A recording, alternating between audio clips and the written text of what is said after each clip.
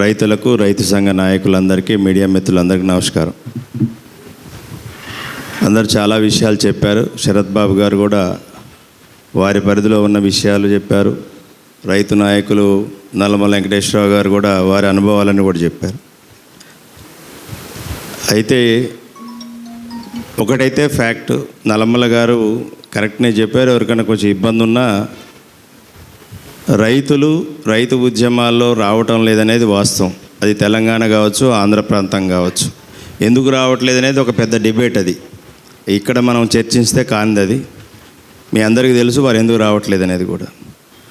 ముందుగా అట్లీస్ట్ ఒక initiation start చేసినటువంటి తెలంగాణ రైతు సంఘం ఖమ్మం జిల్లా నాయకులందరినీ నేను బీఆర్ఎస్ పార్టీ తరఫున అభినందిస్తున్నా.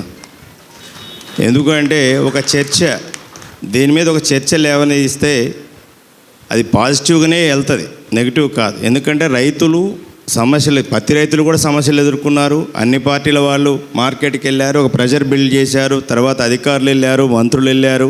దాంతో మార్కెట్ కొంత స్టెబిలైజేషన్ అనేది జరిగింది.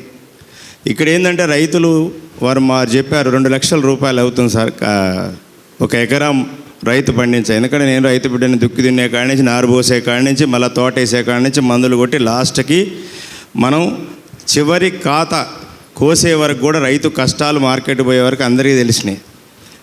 కానీ రైతు మళ్ళా మిర్చి వేయాలనుకుంటున్నాడు. ఎందుకు అని అంటే లాభం రావాలనుకుంటున్నాడు. నాకు 4 రూపాయలు వస్తే బాగుంటుంది అనేటువంటి ఒక ఆశతోనే వేసుకుంటున్నారు. ఇతర పంటలు ఎందుకు వేయట్లేదు? వెంకటేశ్వర గారు చెప్పారు, మా సుబాబులు వేసుకోవచ్చు, ఇంకొక ఆయన వచ్చేసి ఫామ్ ఆయిల్ వేయచ్చు, ఇంకొకళ్ళు ఇంకోటి చెప్పచ్చు.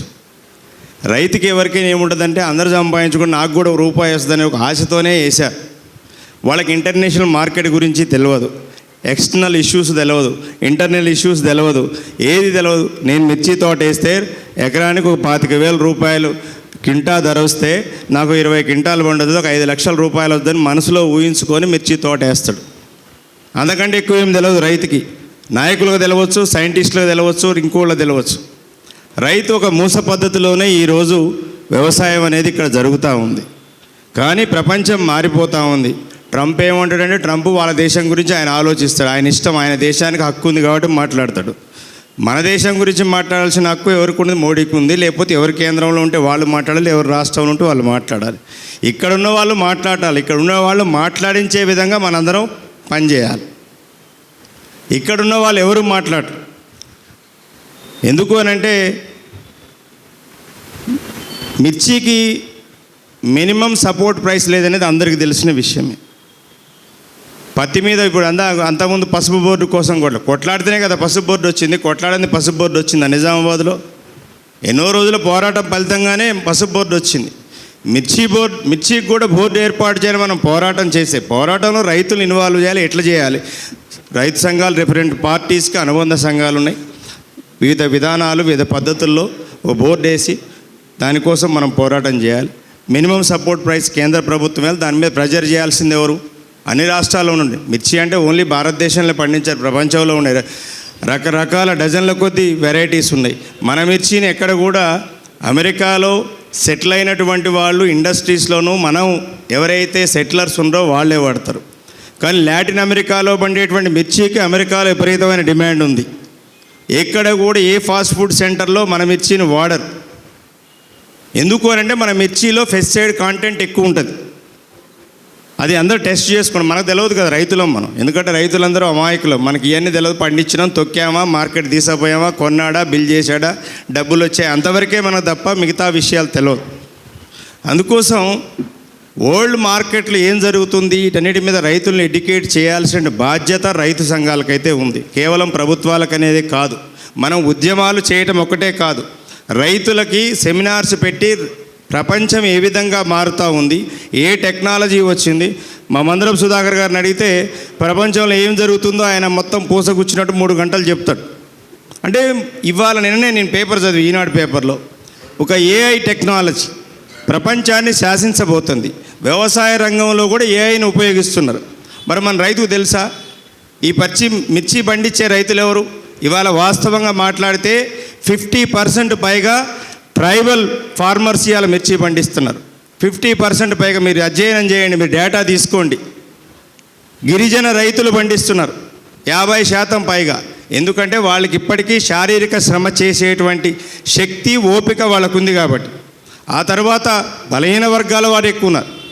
అందుకోసం చాలామందికి ఈ టెక్నాలజీ వీటి గురించి తెలియదు. కాబట్టి దయచేసి ఇక్కడ నుండి ఈ సెమినార్ కండక్ట్ చేసినటువంటి వాళ్ళు కానీ రైతు సంఘాలు, ఇతర రైతు సంఘాల నాయకులు కానివ్వండి, మనం ఈ శరత్ బాబు గారు లాంటి సైంటిస్టులని లేదా ఐటీలో ఉన్నటువంటి అగ్రికల్చర్ రిలేటెడ్ ఉన్నటువంటి వాళ్ళని సెమినార్స్ పెడితే రైతులు ఎడ్యుకేట్ అవుతారు.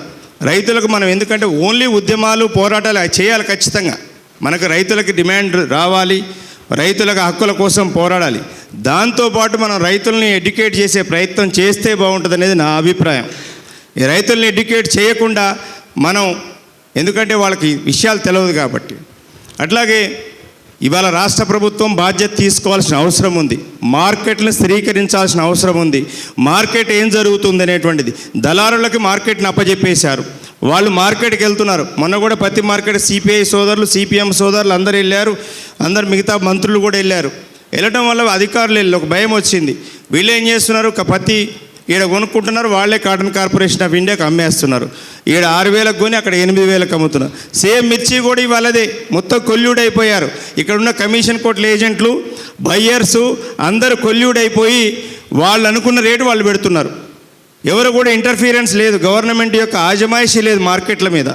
ముందు దీని మీద ఒక ప్రెజర్ అనేది బిల్డ్ చేస్తే మనందరం ఒక సంయుక్తంగా మార్కెట్ల మీద పడి ముందు మనం ప్రెజర్ బిల్డ్ చేస్తే ఆటోమేటిక్ ఏమవుతుందంటే కొంత ఉపశమనం అనేది జరుగుతుంది. రెండోది, రైతులకి రావాల్సిన గతంలో ఇచ్చినటువంటి పెట్టుబడి సాయంగానే, ఉమ్మడి రాష్ట్రం ఉన్నప్పుడు పెట్టుబడి సాయం అనేది లేదు.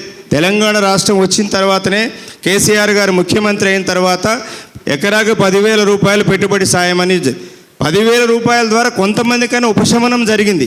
అదే అల్టిమేట్గా నేను పరిష్కారం అని చెప్పట్లేదు, కానీ ఆ 10,000 రూపాయలు ఇవ్వటం వల్ల అదనంగా రైతుకు కొంత భరోసా అనేది ఏర్పడ్డది.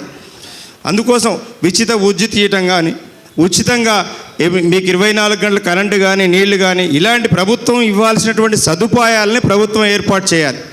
ఆ తర్వాత రేటు గురించి సెంట్రల్ గవర్నమెంట్ చేయాల్సింది, సెంట్రల్ గవర్నమెంట్ వాళ్ళు మినిమం సపోర్ట్ ప్రైస్కి కోసం ఇవ్వాలి. అది రాష్ట్ర ప్రభుత్వం కూడా, మన ఒక్కళ్ళమనే కాదు కదా, రైతు సంఘాలతో పాటు రాష్ట్ర ప్రభుత్వం ఎక్కడి నుంచి వచ్చింది? రైతులందరూ ఓట్లేస్తేనే రాష్ట్ర ప్రభుత్వం వచ్చింది.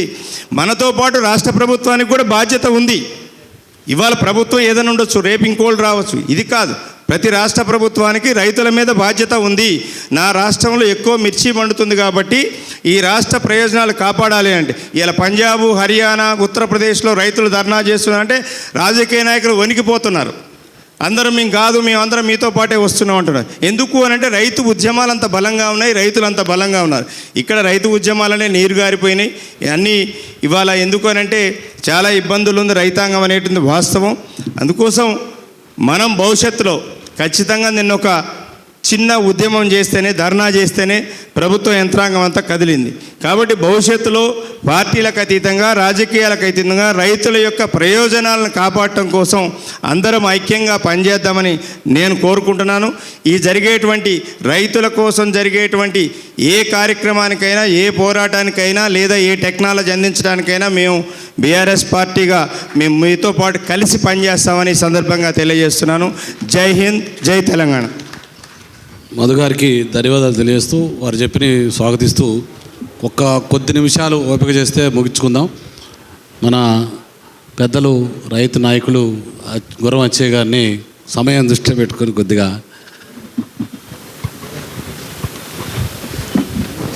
చాలా తక్కువ సమయం మాట్లాడతా, ఏం బాగాలేదు. రమేష్ అన్నట్టు సమయం కూడా మించిపోతుంది. సభ అధ్యక్షుడు రమేష్, ఈ సభను ఏర్పాటు చేసినటువంటి తెలంగాణ రాష్ట్ర రైతు సంఘానికి ముందుగా అభినందనలు తెలియజేస్తున్నా.